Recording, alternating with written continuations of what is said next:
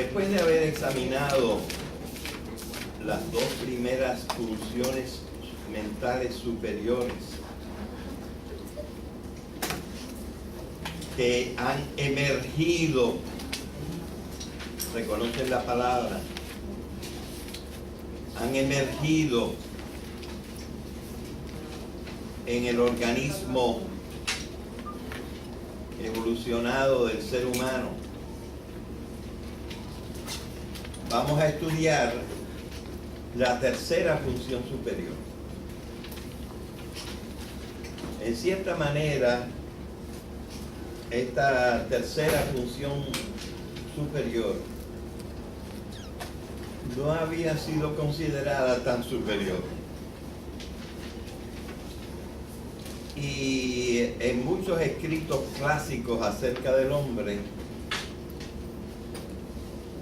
como que no se le da toda la importancia que tiene.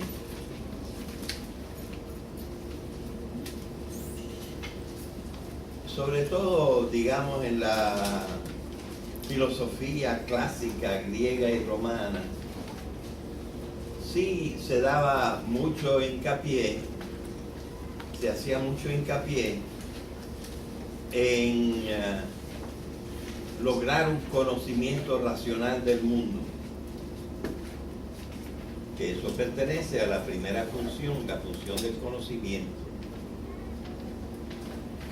Y también se insistía bastante en el hecho de que había que actuar. La moral de Cicerón, que nosotros vamos a estudiar al final de este curso, lo dice bien claramente. El hombre nació para actuar, para hacer, para la acción. Y el deber del hombre es una acción buena. O sea que está claro la preeminencia de la conducta sobre todos los otros aspectos de la vida del hombre.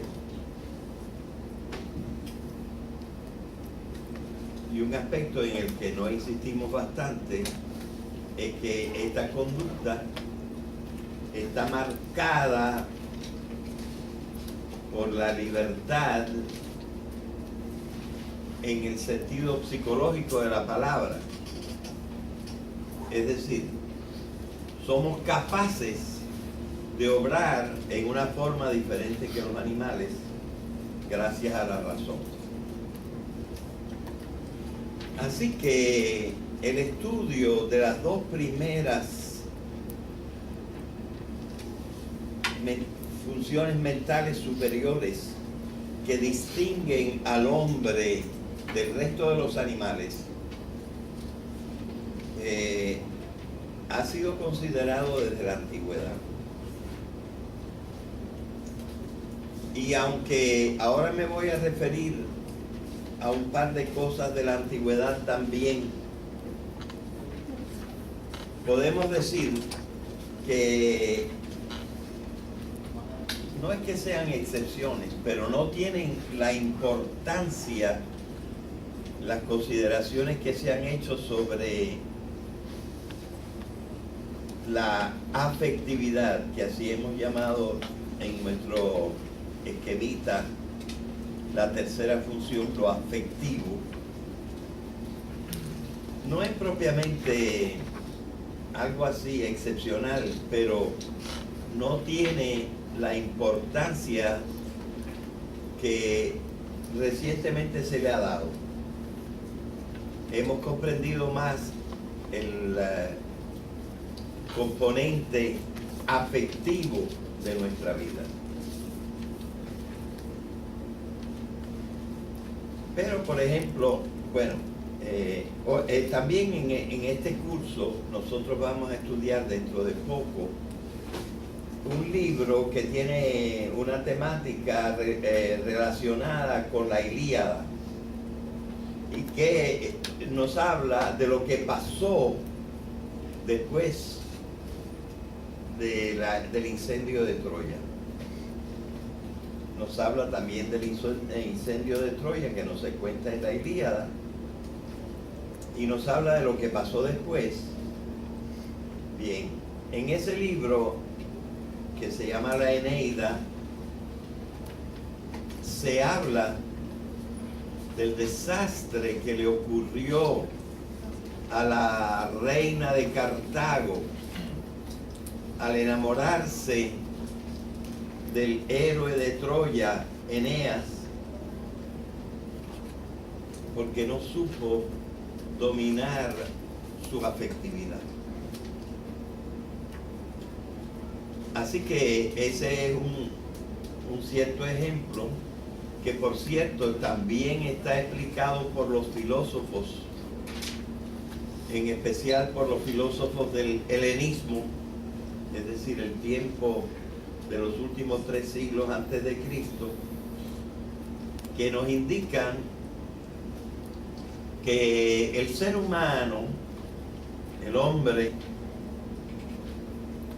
no tiene un solo componente en su espíritu, sino 2 componentes. Y estos 2 componentes en el espíritu, del espíritu los podemos llamar el logos, que lo conocemos como la razón, y el otro es la hormé.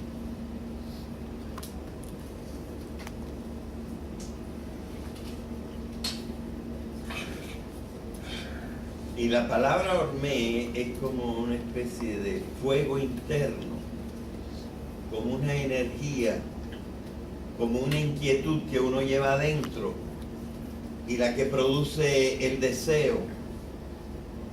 Y modernamente nosotros diríamos que es la que controla esa segunda parte de la conducta de los animales y también del hombre, solo que el hombre tiene una tercera parte, esa segunda parte que es la vida instintiva.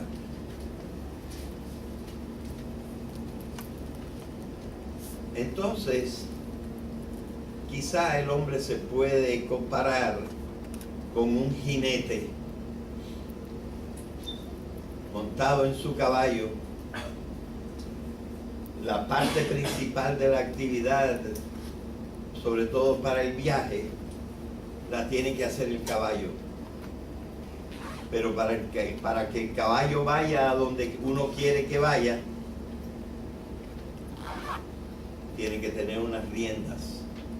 Y con las riendas tiene que controlar esa potencia y esa vitalidad del caballo, para que no se gaste en simple actividad, sino que produzca los resultados que el jinete quiere realizar.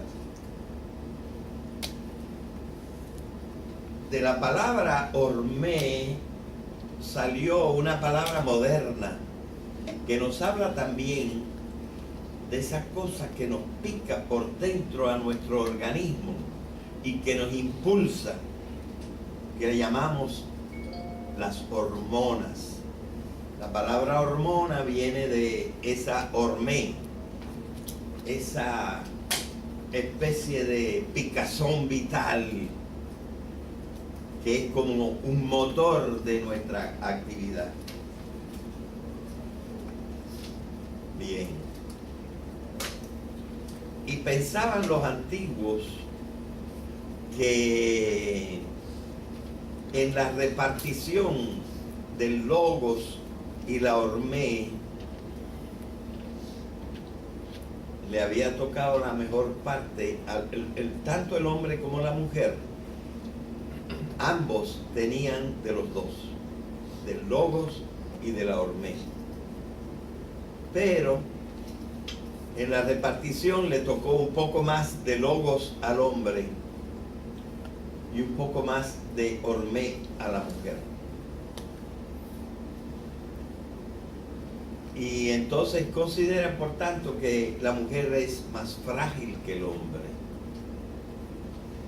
Y esa fragilidad se vio precisamente en la relación entre Eneas, el héroe de la Eneida, que lleva su nombre, y Dido, la gran reina de Cartago, que sin embargo fue víctima de sus sentimientos, que no pudo controlar sus sentimientos, y entonces se le echó a perder la vida hasta tal punto que decidió suicidarse, y que su amor por Eneas se convirtió en odio. Así que nosotros vemos que ya en la antigüedad se pensaba en este problema. El problema que plantea a la conducta del hombre la existencia de los afectos. Sobre todo cuando los afectos se desordenan. Así que este lado negativo ha sido estudiado desde la antigüedad. Otro aspecto que pudiéramos considerar en la antigüedad es el siguiente. Desde muy antiguo, aunque luego renovadamente también, por ejemplo, en el tiempo de la Revolución Norteamericana, los antiguos pensaron en una situación en la que se encuentra la vida del hombre, que es si el hombre es feliz o no, y hasta qué punto la felicidad es la finalidad de la vida. Y parece, por ejemplo, en la Constitución Americana, me parece que es la Constitución Americana, o la Declaración de la Guerra, no me acuerdo exactamente, que Thomas Jefferson habla de esto que es fundamental para la fundación de la nación americana: the pursuit of happiness. Es decir, el hombre tiene que asegurar su felicidad. Y el problema de la felicidad desde la antigüedad estuvo bien marcado, por ejemplo, en una gran corriente filosófica que se llamó el estoicismo, los estoicos, que estaban sumamente preocupados porque el hombre alcanzara su felicidad. Así que no empieza solamente con Thomas Jefferson, aunque allí se sacan ciertas conclusiones acerca de la lucha activa del hombre, incluso con las armas, para conseguir la felicidad.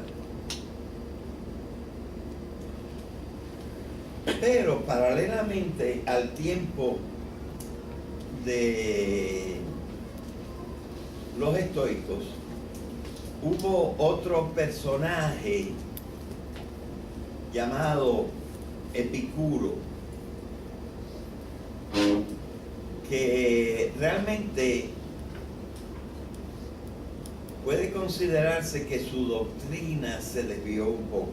Yo creo que hasta cierto punto es salvable si consideramos algunos aspectos de que voy a hablar ahora. Pero Epicuro estaba muy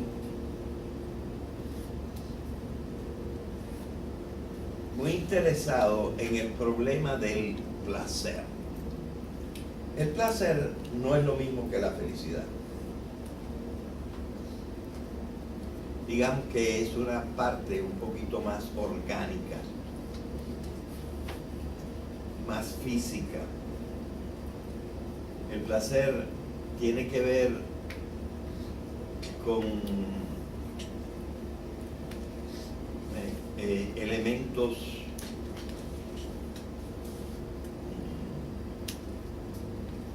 más materiales como la sangre, ciertos órganos,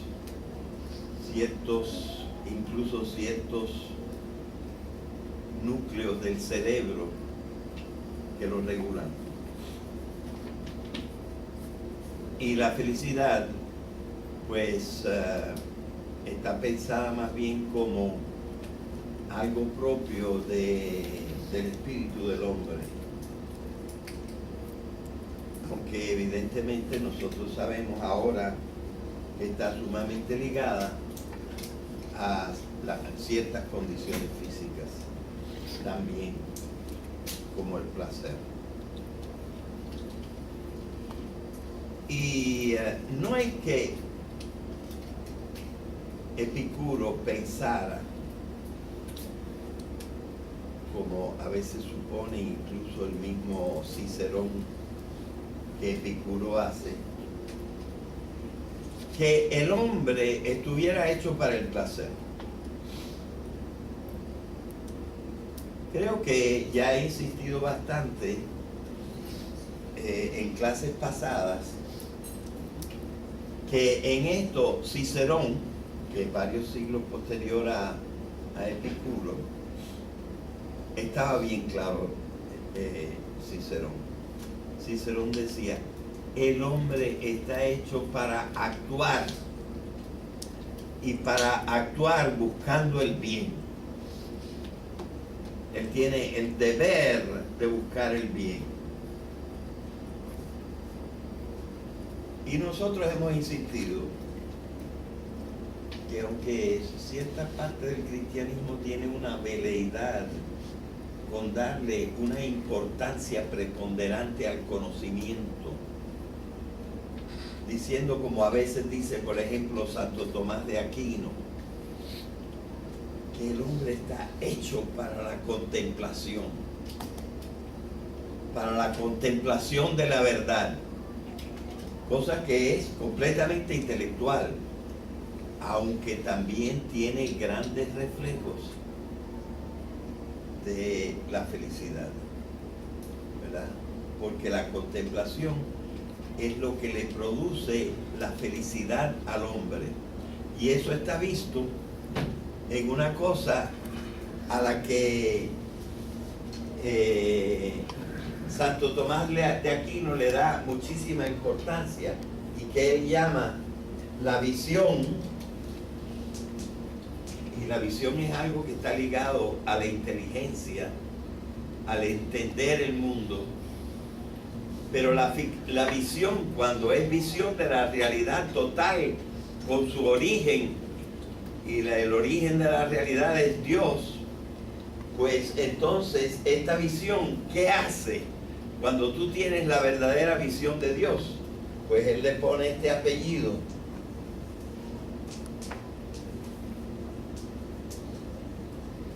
La visión es beatífica, es decir, la visión te da la felicidad. Esta contemplación espiritual de la realidad, que es una imagen de su creador, te da la felicidad completa. O sea, hay una cierta posición de Santo Tomás de Aquino que le daría la importancia máxima al entendimiento.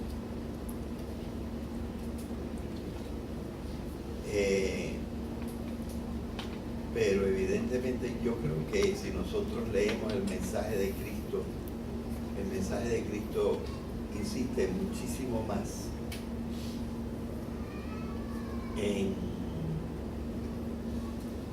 en la acción. Y lo que dice es que el conocimiento, el verdadero conocimiento, es el camino para la acción. La importancia del conocimiento es que nos lleva a actuar en lo que tenemos que hacer. Pero gran parte de la humanidad ha pensado que ni el conocimiento ni la acción son las finalidades del hombre, sino que la finalidad del hombre es la felicidad. E incluso degradándolo a algunos hasta decir que no es necesariamente la felicidad, sino el placer. Si nosotros, no como Cicerón, que lo juzgó fuertemente, si nosotros entendemos bien a Epicuro, Epicuro no proponía propiamente esto, la persecución del placer. Él lo que nos decía, lo que decía Epicuro era que si nosotros queremos saber si estamos yendo hacia donde tenemos que ir en la vida, que miremos al placer. Si vemos que el placer nos acompaña, entonces este es el criterio para saber que estamos yendo en la buena dirección. Y que por eso las cosas esenciales en la vida, como comer, como reproducirse para que siga la humanidad, en el sexo, ambos son intensos placeres. Que también es placentero conocer el mundo, oír la música, ¿verdad? Pero es porque esto nos va llevando hacia lo que tenemos que hacer. Es decir, nos está llevando hacia el conocimiento y hacia la acción. Lo que pasa que en la práctica, sobre todo cuando no estamos considerando tanto la felicidad como el placer, la cosa se baja un poco y entonces en vez de considerarla el espejo en el que nosotros podemos mirar si tenemos la buena dirección, consideramos que el espejo es lo que buscamos. Buscamos la felicidad y no buscamos el bien y la verdad. Entonces, ese es el problema básico del hombre.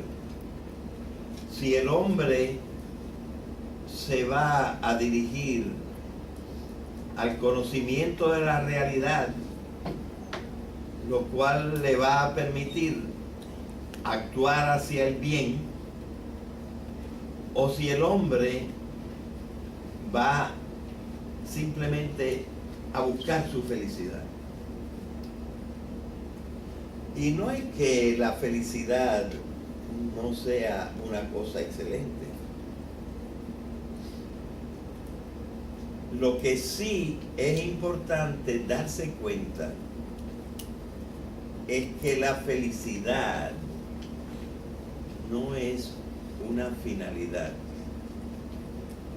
es un resultado de haber obrado bien, es un resultado de haber pensado bien.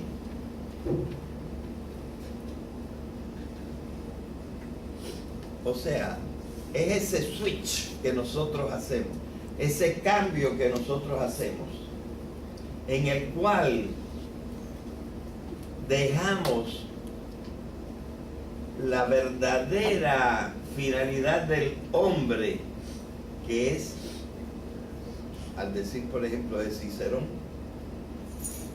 y después de todo, al decir de Cristo, cuando Cristo dijo que lo que hay que hacer es amar.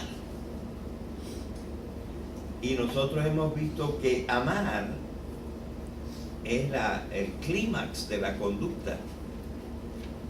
Y hemos entendido el amar no simplemente como un afecto.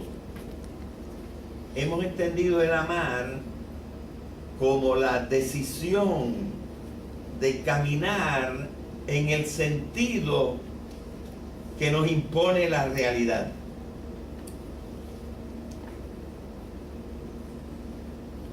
Una realidad que nos dice, por ejemplo, acerca de la dignidad del hombre y de que lo que hay que buscar es fomentar y proteger la dignidad de todo hombre. Pero entonces es acción, es una decisión que tomamos. Claro, el resultado para una persona esclarecida, para una persona que ha buscado el bien de los demás, es que se va a sentir en paz, se va a sentir tranquilo, va a tener una básica felicidad. Pero este es el resultado. Hay una cosa que yo a veces he dicho, comparando la visión del hombre con eso de la finalidad y el resultado. Y es que, yo no sé si ustedes saben, que en la retina del hombre hay dos tipos de células. Hay muchas, pero estas son las dos principales y las que ocupan la parte de atrás del ojo. Y se llaman los conos y los bastoncillos. Me parece que son los conos los que son capaces, los que son capaces de percibir la luz intensa. Y son los bastoncillos los que son capaces de percibir la luz tenue. De manera que entre los dos podemos ver la cosa en que nos enfocamos más directamente, pero ver también un poco de su contorno, de su entorno, que nos permite entonces distinguir más lo que nosotros queremos ver. Y cuando nosotros miramos al cielo, naturalmente nuestra vista se fija en las estrellas más intensas.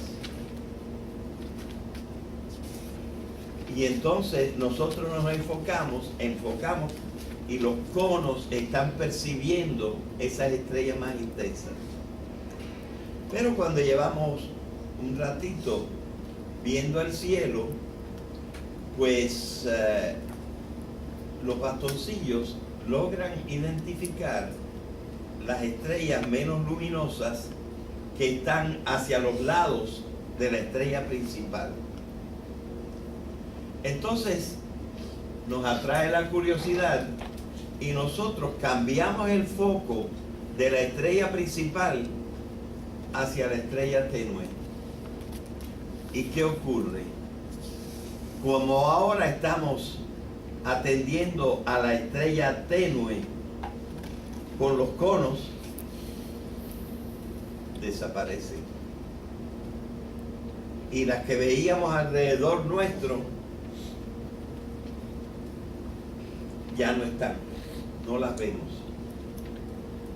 Esto pasa cuando miramos al cielo. Y una cosa semejante, y esta es la metáfora, pasa cuando el hombre deja de perseguir la finalidad de actuar y de hacer el bien y pasa a buscar el placer o incluso la felicidad y se desenfoca de la acción del bien. Y entonces el resultado desaparece. La persona que está siempre persiguiendo su felicidad difícilmente la encuentra. Está demasiado preocupado por la felicidad. Tienes que ocuparte de aquello que es tu verdadera naturaleza. Hacer. Y hacer el bien. Y es lo que dijo Jesucristo. Lo que se exige del hombre es que ame.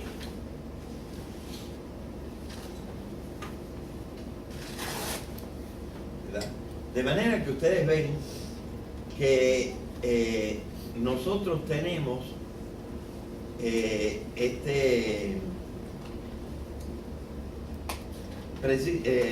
precisamente porque nosotros tenemos la conducta refleja la conducta instintiva y la conducta racional,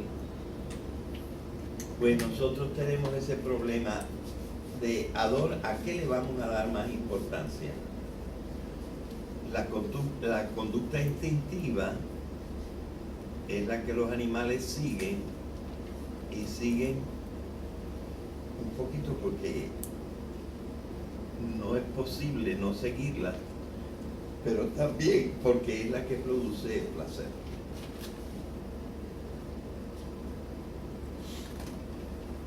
Entonces, este es el problema, y es lo que nos dice el autor de la Eneida, Virgilio, que le sucedió a Dido, que se desenfocó de lo que tenía que hacer y se enfocó en la felicidad del amor, o en la felicidad más bien del sexo y de la satisfacción de los placeres. Así que nosotros vemos, y también en la antigüedad hay un autor, por cierto cristiano, llamado Boecio, que ante el hecho de que no solamente existe el placer, sino también existe el dolor y que existe la infelicidad, nosotros tenemos que buscar en alguna parte cómo librarnos un poco del malestar, del mal, y ese mal que nos parece el mayor que existe, que es la muerte. Y en alguna parte tenemos que buscar aquello que nos va a consolar de ese destino del hombre que parece que va hacia el desastre. Y él particularmente tenía que pensar en esto porque el emperador del tiempo lo condenó a muerte. Y entonces pasaron unos meses entre que lo condenaron y que lo ejecutaron. Y ese fue el tiempo en que él escribió su libro. ¿En dónde va a encontrar él la felicidad? ¿En dónde va a encontrar el solaz? Lo va a encontrar en la filosofía. Es decir, en el conocimiento. Si te conoces a ti mismo, pues vas a desarmar un poco, quitarle fuerza a las fuerzas del mal en tu vida, aunque sepas que vas a morir. Fíjense en la palabra consolación.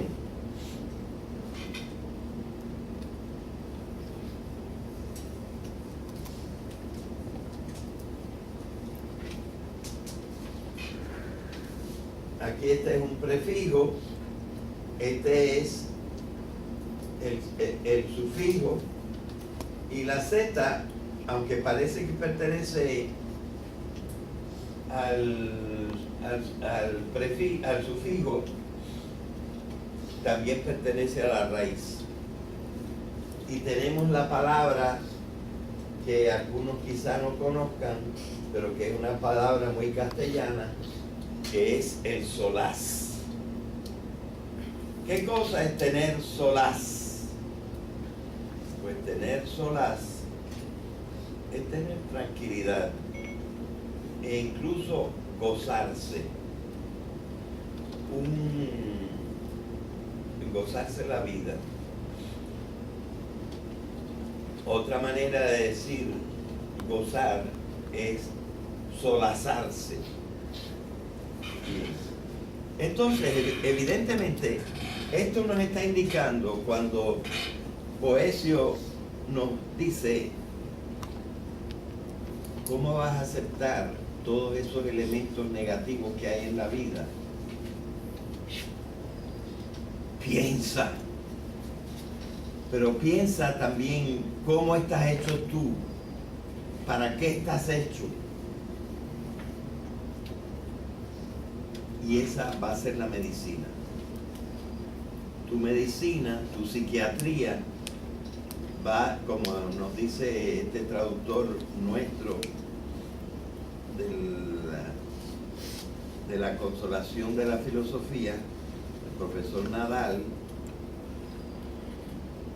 que tradujo por enésima vez la consolación de la filosofía del latín al castellano, pero entendiéndolo mejor probablemente que otros traductores,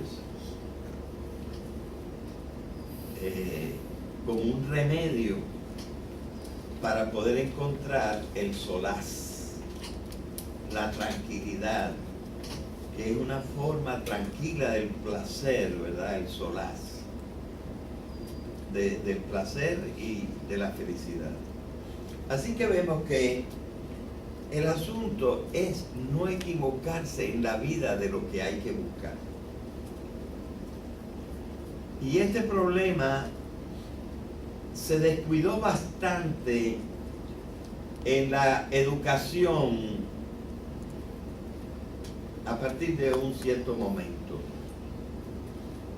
En la educación se pusieron todos los activos en formar el intelecto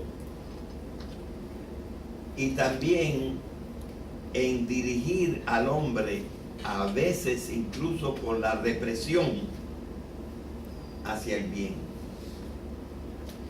Te obligaban a hacer lo que en realidad debería salir espontáneamente de tu corazón. Buscar el bien, actuar el bien. Y gente supuestamente muy buena, incluyendo las iglesias, te obligaban, y el gobierno te obligaba, y era como si fuéramos eternos niños que no saben distinguir qué es lo que tienen que hacer. Es decir, la educación se preocupaba mayormente por darte a conocer cómo era el mundo y cómo eras tú.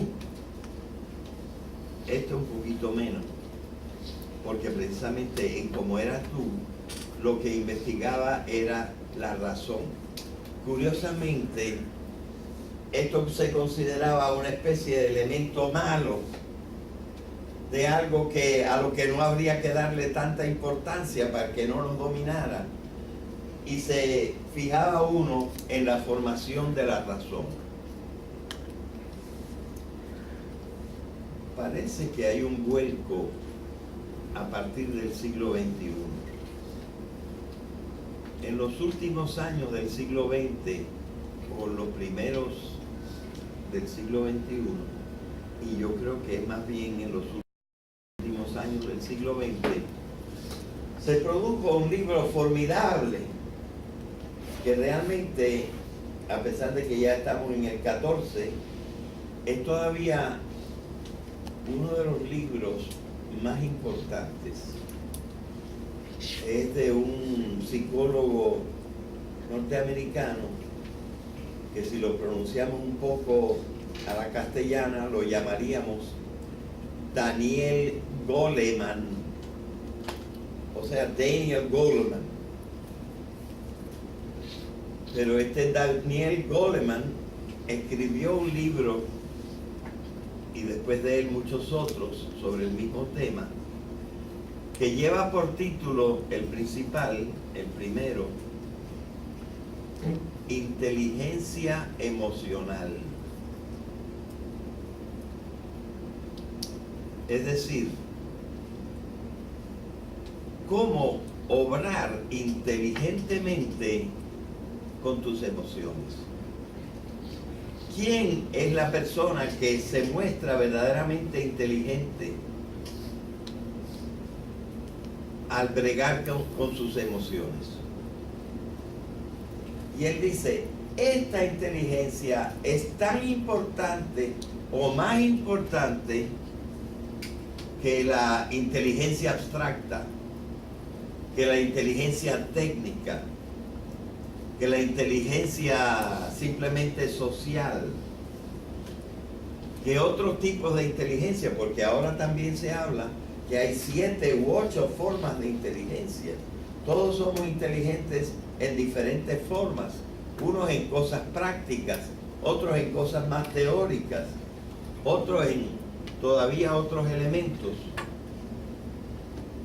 Pero hasta ahora no se había uno fijado que también hay una inteligencia, y de las principales que hay que activar, que hay que cultivar, que hay que educar, que es la inteligencia de cómo tienes tú que manejar tus afectos.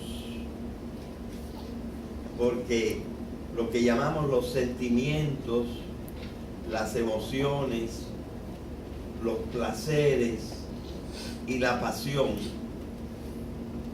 te afectan. Afectan hasta tu cuerpo. Hay lo que se llama estas enfermedades psicosomáticas, que un dolor te enferma el cuerpo, o una idea te enferma el cuerpo. Y hay también unos propósitos que enferman tu carácter. Entonces, aunque esta no es la única vertiente, porque nosotros en los afectos no debemos considerar solamente los afectos negativos, también están los afectos positivos. Y yo diría que si ponemos el libro de Goleman, que es bastante gordito, lo ponemos en una cáscara de nuez, como se dice en inglés sobre todo, in a nutshell, es esto. A los afectos hay que saber torearlos. Si nosotros aceptamos la posición de los antiguos que decía que los seres humanos se debaten entre el logos y la hormé, y que lo que tiene que hacer el logos es como servir de jinete y hacer que el caballo, que es el que tiene la fuerza, haga toda esa fuerza bruta, pero que esa fuerza bruta él la canalice, ¿verdad?, para que lleguemos a nuestra meta y no equivocarnos de meta. Nosotros no dejamos el caballo ir a donde él quiere. Nosotros buscamos que el caballo haga lo que nosotros queremos. Bien. Pero, como les digo, también hay que considerar que, como decían los estoicos, un grupo muy importante, creo que les dije una palabrita de los estoicos antes de hablar de Epicuro. los estoicos sí decían que al hombre le interesa mucho buscar su felicidad. El asunto es que para encontrar la felicidad se necesita una especie de lucha. Lo podríamos comparar a uno de estos juegos como el baloncesto. En el baloncesto hay dos equipos y uno está enfrente al otro. Pero en realidad los de un equipo no están tratando de matar al otro. Hay ciertos deportes en que parece que eso es lo que están haciendo, como el fútbol americano, que se les tiran arriba y los apachurran. Pero en el basquetbol se ve muchísimo mejor que tú, al que tienes enfrente, lo consideras un amigo, como los afectos, los placeres, la felicidad son aspectos formidables de la vida, y la razón no tiene que amatutarlos.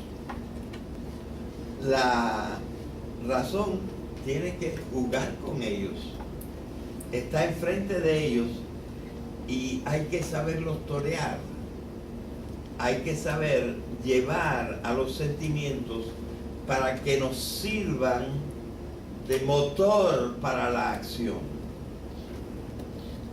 Y nosotros tenemos que tener la inteligencia de lograr que nuestros afectos, en vez de perjudicarnos, nos favorezcan.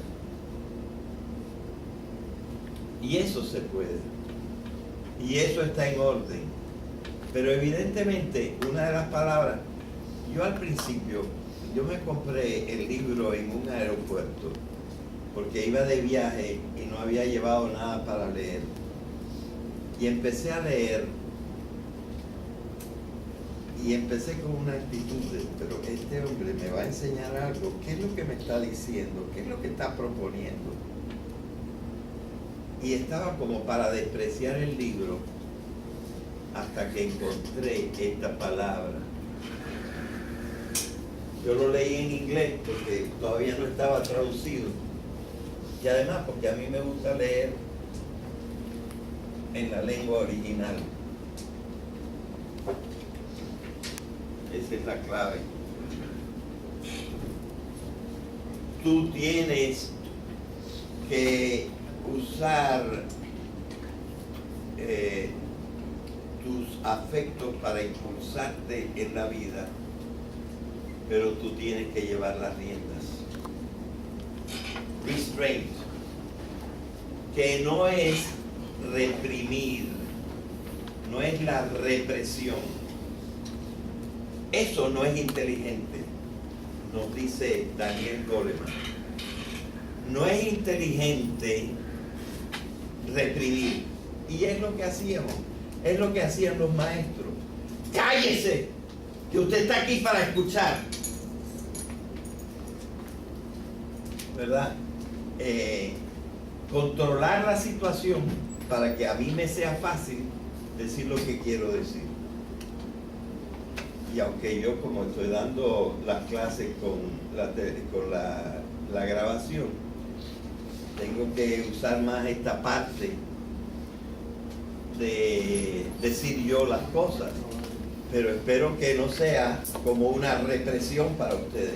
No estoy buscando la represión, estoy buscando interesarlos, y con el verdadero interés, que es el descubrimiento de cómo las cosas son a partir de nuestro organismo y de la constitución de nuestra psicología.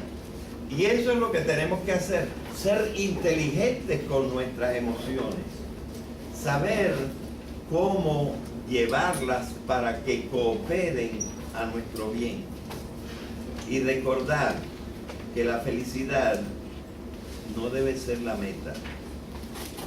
La felicidad debe ser el resultado de haber llegado a la verdadera meta, que es obrar el bien. Parece que ya es la hora, ¿no? Nos quedamos.